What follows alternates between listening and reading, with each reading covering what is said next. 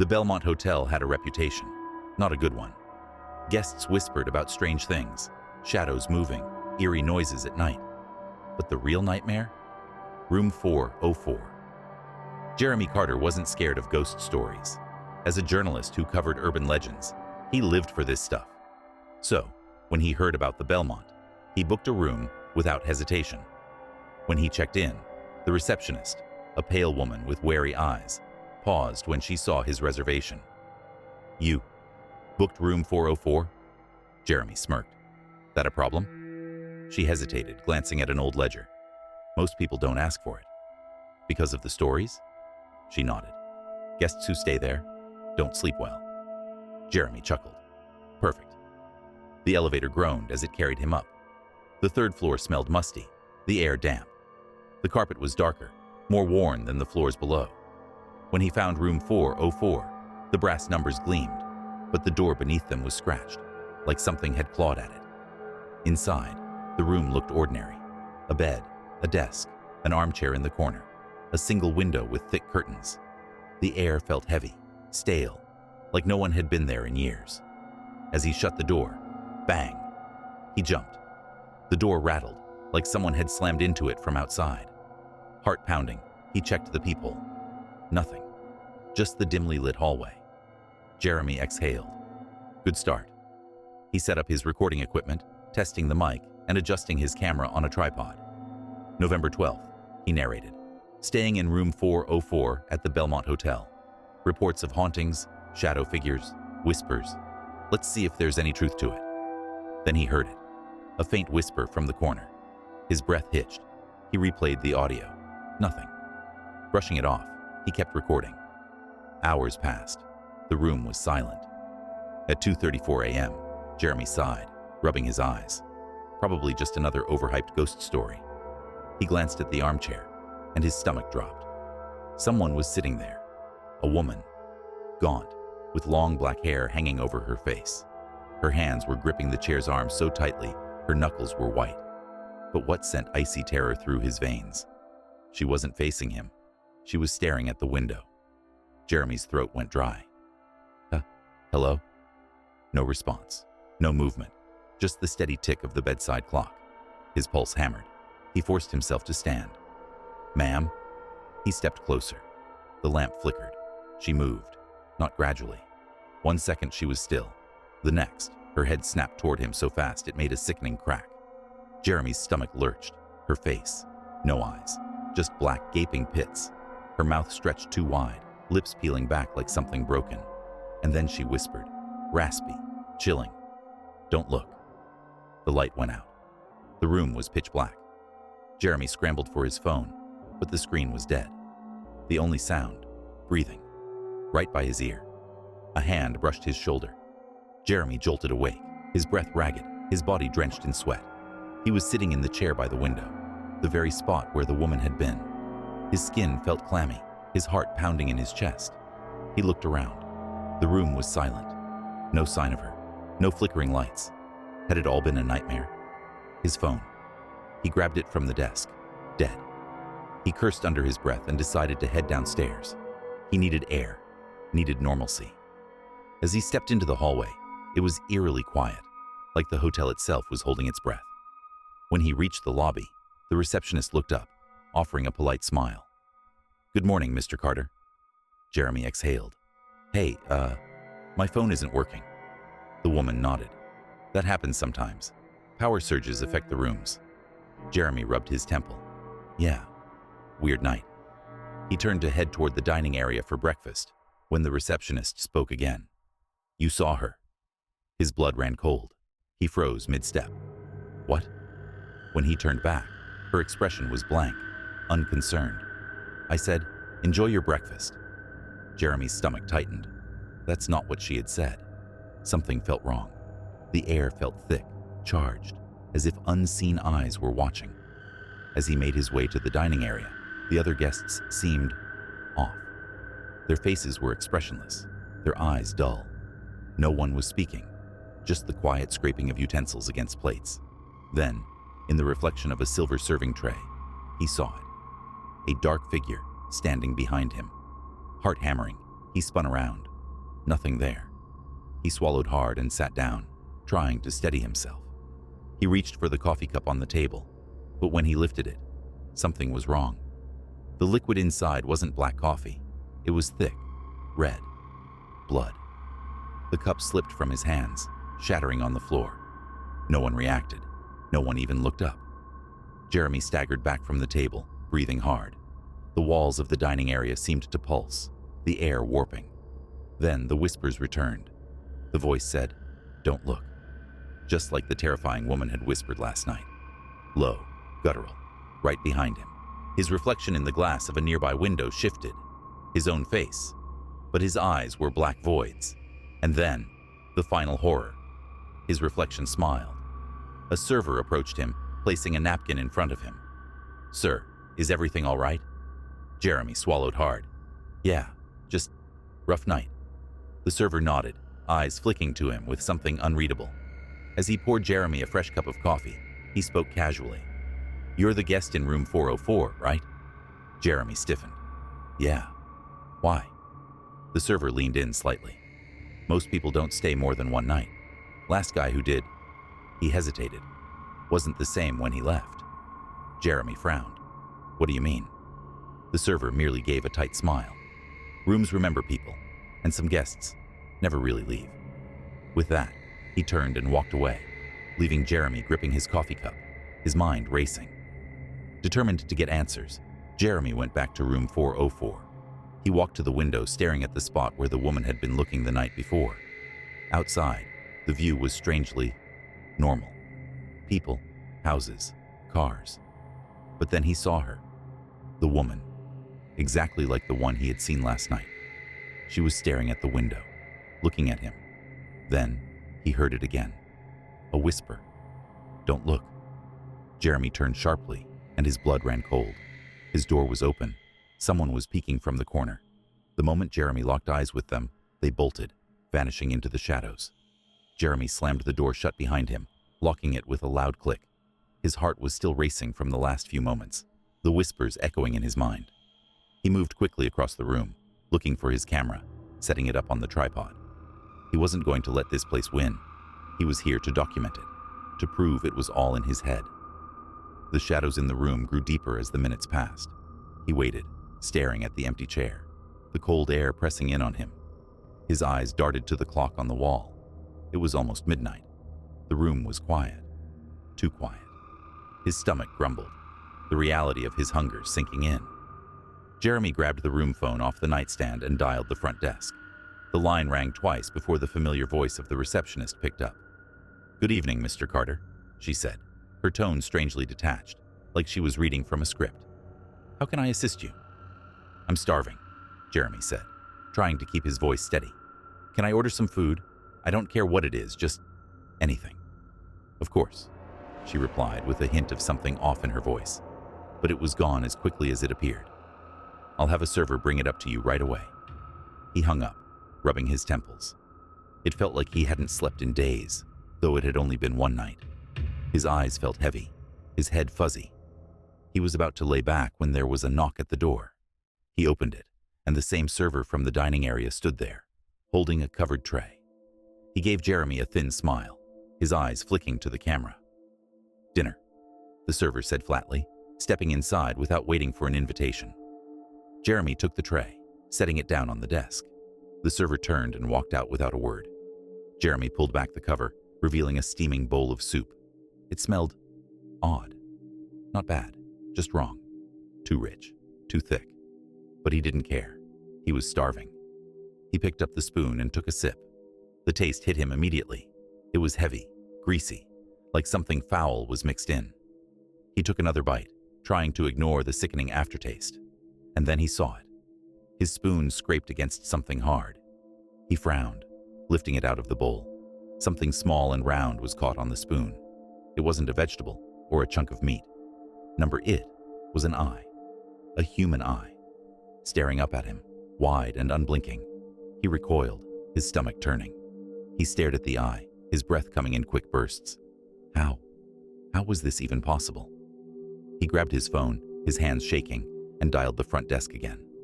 The receptionist picked up on the first ring. Mr. Carter? She asked, her voice overly calm. Is there something else you need? There's something wrong with the food, Jeremy said, his voice trembling. I found an eye in the soup, a human eye. There was a long silence on the other end. Then, I'm sorry, Mr. Carter, but I think you're mistaken. There must be a misunderstanding. Let me send a server up to help. Before he could respond, the line went dead. Jeremy sat there, staring at the eye in the soup. He felt sick, his mind racing. This couldn't be happening. He grabbed the bowl and marched to the door. When he opened it, the server from earlier was waiting outside.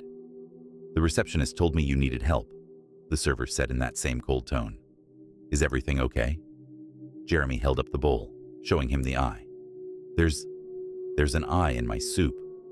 The server's face didn't change. He looked at the bowl, his eyes scanning it like it was any other meal. It's just meat, he said, his voice matter of fact.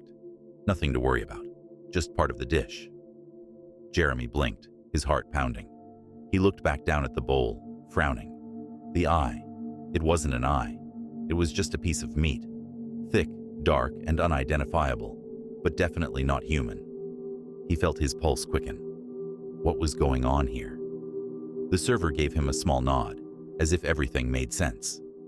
You've been here too long. You should see a doctor. You look pale. Not like yourself. He said the last part with a slight frown, like he was genuinely concerned. Jeremy's hands shook. I'm fine, he snapped. Just get me someone else. Someone who knows what they're doing. The server gave him a polite nod, as if he was doing everything by the book, then turned and walked away without another word.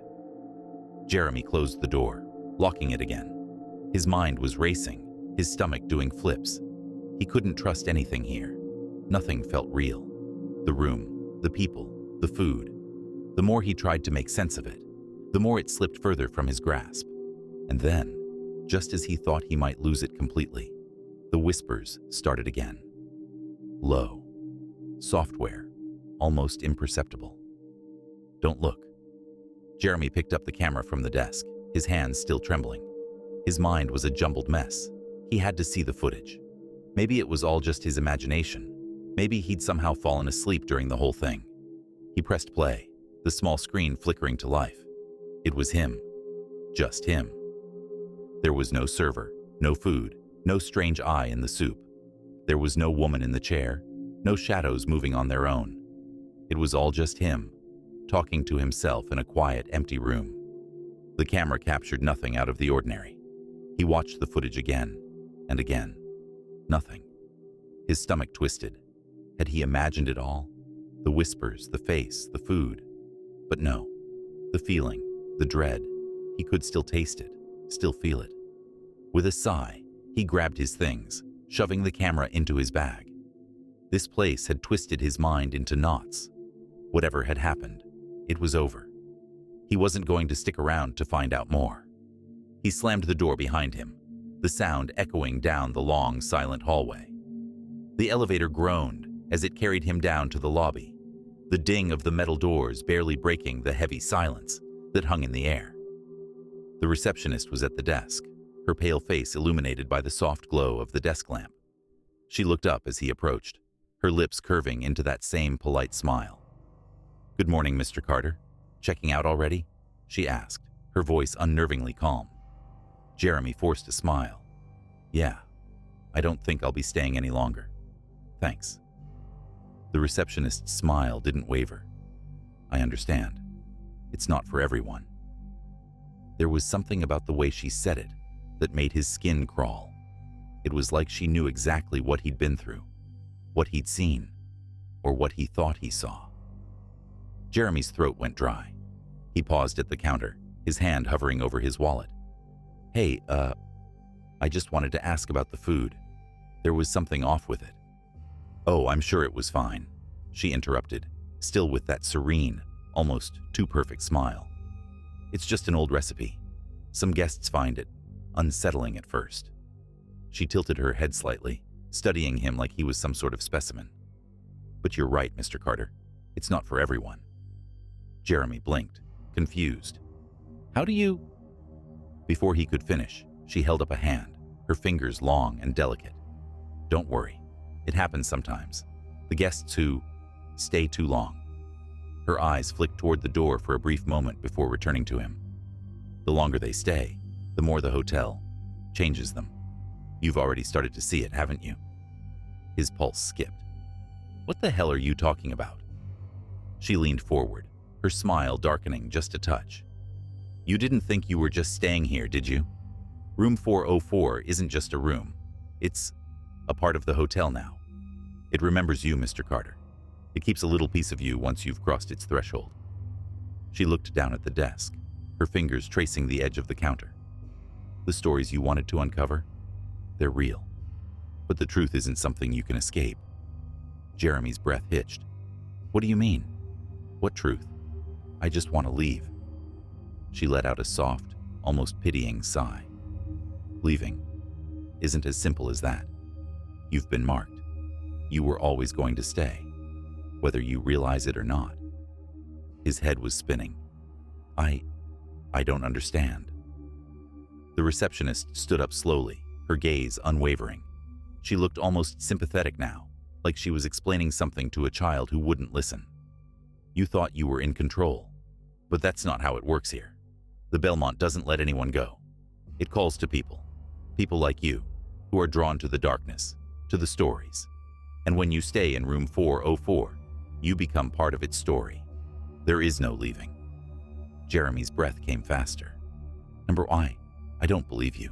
I didn't see anything. It was all just a bad dream. The receptionist gave him a soft smile, her eyes glinting with something unreadable. Are you sure? You didn't see her? The woman in the chair? She raised an eyebrow. Perhaps you should take another look at your footage. I think you might be mistaken. The camera never lies, but sometimes people do. Jeremy's blood ran cold as the realization hit him. The footage, it was all gone. It had been erased. His hand went to his bag, fumbling with the zipper. The camera was still there, but when he pulled it out and turned it on, it was blank. Nothing but static. No footage at all. His knees weakened. What the hell is going on? The receptionist's smile faded, her face growing serious. You wanted to uncover the truth. Well, now you've seen it. She leaned closer, her voice dropping to a near whisper. There is no escape from this place, Mr. Carter. You've already stayed longer than anyone else. You're part of it now. You can't leave. The Bellmont will keep you, just like it's kept everyone else. He opened his mouth to scream, to demand answers, but the words wouldn't come. Instead, the room seemed to close in around him. The air grew thick, suffocating. The walls, the floors, even the receptionist, everything seemed to warp and distort, as if the hotel itself was alive, feeding off his fear. The bell above the door chimed, but there was no one coming in or out. And then, like a final twist of fate, the lights flickered once, twice, and went out. A new guest walked in. He approached the front desk, where the same receptionist, her expression as calm and composed as ever, greeted him. Good evening, she said with that polite smile that never quite reached her eyes. How may I assist you? I'd like to book a room, the guest said, his voice light and casual. Room 404, if it's available. The receptionist paused, just for a heartbeat. Then she tilted her head slightly, a look of quiet understanding crossing her features. Room 404, she repeated, her tone gentle. Not many people request it. Most don't stay long. The receptionist's smile remained steady, but there was something colder in her eyes now. Most people who stay in that room don't sleep well, she said, her voice oddly distant. Perfect, the guest said with a grin. Please, enjoy your stay. The guest nodded and walked toward the elevator. The elevator doors opened with a low creak, and the guest stepped out onto the third floor. He found room 404 with ease. The musty air, the oppressive silence, the heavy atmosphere that seemed to cling to everything. As he walked further into the room, he thought he heard a faint whisper. It was soft, almost imperceptible. Don't look. He spun around, but the room was empty. There was no one there. It came again. The whisper, louder this time. "Don't look." The guest froze. The voice, this time, was different. It wasn't the same soft feminine tone. It was deep, guttural, like a voice from the past, from somewhere dark. Jeremy's voice. The guest stumbled backward, his heart racing, eyes wide. He tried to shake off the unease as he stepped closer to the window. His reflection caught in the glass, and his stomach dropped. But it wasn't his reflection staring back. It was Jeremy. Jeremy's face grinned back at him, but his eyes were hollow. Empty black pits, just like the faces the guest had heard about in the hotel's rumors.